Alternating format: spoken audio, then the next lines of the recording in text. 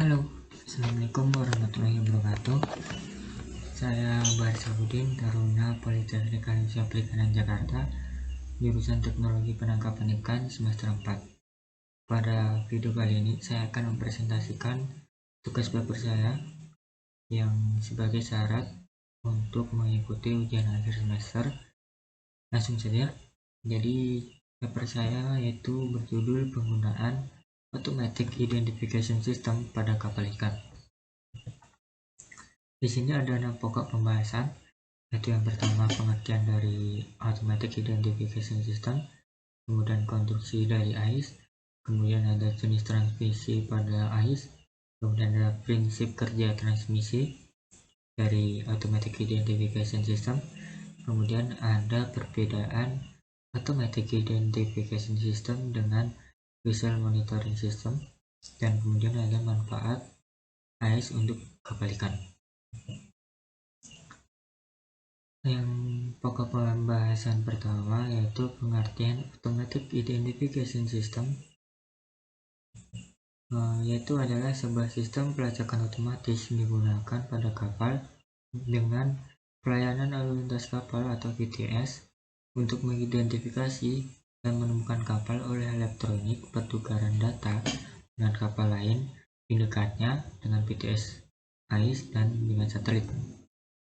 Atau ada pengertian yang lain yaitu teknologi Automatic Identification System merupakan perangkat digital yang digunakan sebagai instrumen navigasi dalam pelayaran. Perangkat ini menggabungkan teknologi Global Positioning System atau GPS, kemudian teknologi radio VHF, dan teknologi informasi dalam satu sistem. AIS memungkinkan pertukaran data pelayaran antara kapal dengan base station dan juga dengan kapal lainnya. Yang kedua, ada pembahasan tentang konstruksi Automatic Identification System. Di sini ada 3 instalasi pada sistem Automatic Identification System. Yang pertama yaitu antena yang berfungsi sebagai penangkap sinyal yang dipancarkan oleh kapal. Salah satu jenis antena yang bisa digunakan itu adalah VHF antena.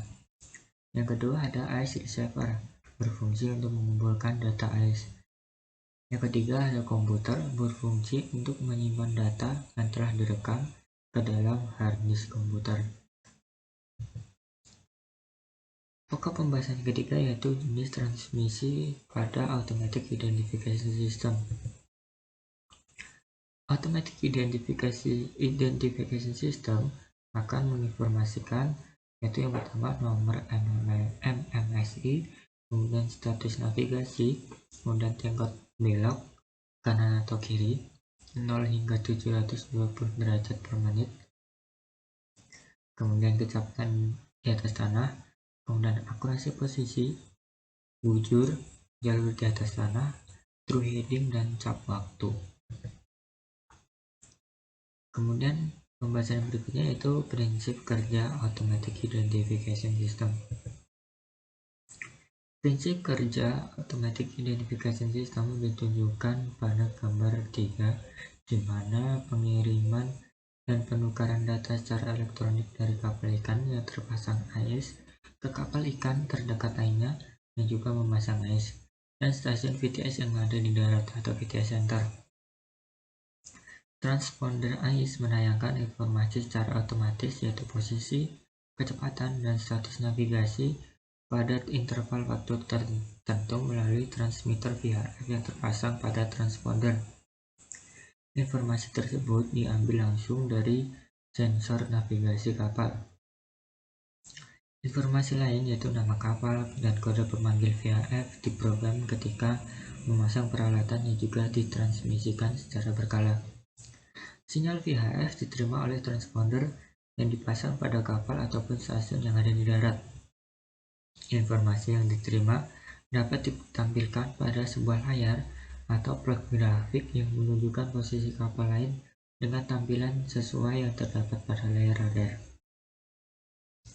Hal ini diungkapkan oleh Keikyo dan Aspisori pada tahun 2008.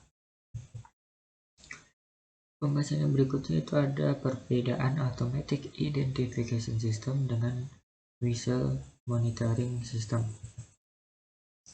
Kementerian Perhubungan menyatakan ada beberapa perbedaan antara AIS dan VMS. Pertama, pengoperasian AIS menggunakan frekuensi sangat tinggi, antara 156 MHz hingga 162 MHz, sesuai dengan standar IMO. Sedangkan pengoperasian VMS menggunakan satelit untuk mendeteksi kapal. Kedua, AIS dapat menyampaikan data secara real-time, sedangkan penyampaian data oleh VMS kerap delay sekitar 2 jam. Ketiga, pengoperasian AIS tidak dikenakan biaya pembayaran bulanan karena menggunakan gelombang VHF. Sedangkan pengoperasian VMS dikenakan biaya bulanan dan sangat mahal karena menggunakan satelit untuk mendeteksi kapal. Keempat, pengoperasian AIS langsung terdeteksi oleh stasiun Visual Traffic Service atau VTS terdekat, dengan pengoperasian VMS tidak terdeteksi oleh stasiun VTS terdekat karena tidak menggunakan gelombang radio VHF. Yang kelima, AIS yang terpasang di kapal dapat termonitor maupun memonitor kapal-kapal yang ada di sekitarnya yang juga memasang AIS. VMS yang terpasang pada kapal tidak dapat memonitor dan atau termonitor oleh kapal-kapal yang berada di sekitarnya. Pembahasan terakhir yaitu ada manfaat penggunaan Automatic Identification System pada kapal ikan.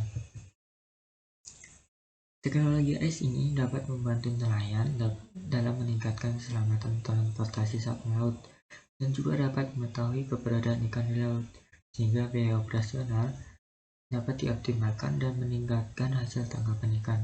Alat ini juga dapat terbaca oleh perangkat AIS pada kapal dan perikanan, sehingga dapat mencegah terjadinya kecelakaan kapal nelayan akibat kapal besar, sekaligus meningkatkan jangkauan penggunaan alat ini dioperasikan di luar dari jangkauan stasiun darat seperti VTS.